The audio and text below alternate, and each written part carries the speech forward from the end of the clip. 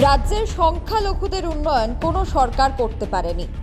2018 সালে রাজ্যে সরকার পরিবর্তনের পর এখনো পর্যন্ত কোনো সাম্প্রদায়িক দাঙ্গা হয়নি। রাজ্যের বর্তমান মুখ্যমন্ত্রী মানিক সাহাই একমাত্র পারেন সংখ্যালঘুদের উন্নতি করতে।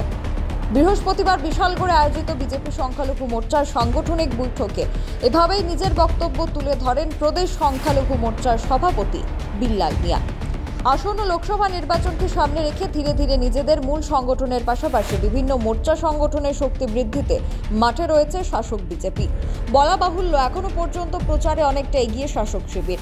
এর অঙ্গ হিসেবে বৃহস্পতিবার বিশালগড় রঘুনাথপুর স্থিত বিজেপি জেলা কার্যালয়ে সংখ্যালঘু মোর্চার এক সাংগঠনিক বৈঠক অনুষ্ঠিত হয়। উপস্থিত ছিলেন সংখ্যালঘু মোর্চার সভাপতি বিল্লাল মিয়া, বিজেপি সিপাহীজলা উত্তর সাংগঠনিক জেলা সভাপতি গৌরাঙ্গ ভৌমিক সহ সংখ্যালঘু মোর্চার জেলা সভাপতি স্বপন মিয়া এবং অন্যান্যরা। সংগঠনকে শক্তিশালী করতে এবং আসন্ন লোকসভা নির্বাচনকে সামনে রেখে দলকে শক্তিশালী করার জন্য আলোচনা হয় বলে জানান সভাপতি Billal Mia. Bureau report, social Bangla. Bishalgarh আজকে কর্মশালা চলছে, এখান থেকে স্নেহ সংবাদ হবে, পরবর্তী সময় বিভিন্ন জায়গাতে হবে। এবং আরেকটি জিনিস আমি বলতে চাই, সারা রাজ্যের সংখ্যালঘুর মধ্যে সিপিএমের নেতা বলুন আর কংগ্রেসের নেতাই বলুন, যারাই ছিল তাদেরকে প্রত্যেককে আমি আপিল করেছি তারা যেন আমাদের দলে প্রবেশ করে জয়েন করে। সেটা ক্রিয়া চলছে, আমাদের আহ্বানকে বিশ্বাস করছে। বিভিন্ন পন্থায় বিভিন্নভাবে আমাদের ভারতীয় জনতা পার্টিতে ওরা যোগদান করছে এবং করবে।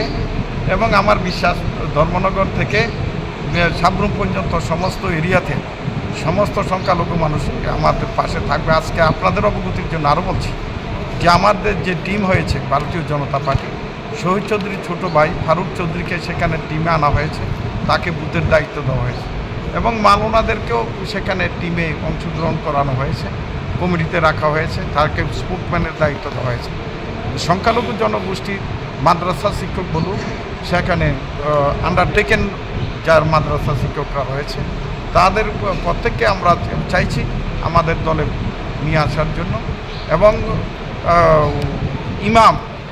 ইমামদেরকেও আমাদের দলে ঢুকানোর জন্য বা প্রয়াস আমরা শুরু করেছি। আমার বিশ্বাস আমরা এটা সক্ষম হব এবং প্রচেষ্টা চালিয়ে যাব। ধন্যবাদ।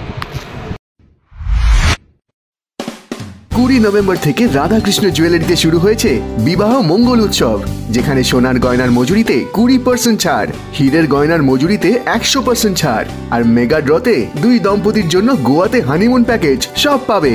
ও মা, এ তো দারুণ খবর গো। হ্যাঁ, আর বিয়ের গয়নার প্যাকেজ শুরু মাত্র 1 লক্ষ টাকা থেকে। তো আজই চলো রাধাকৃষ্ণ জুয়েলারি, উষা বাজার, আগরতলা, ধর্মনগর ও বিলোনিয়া। রাধাকৃষ্ণ জুয়েলারি, সবার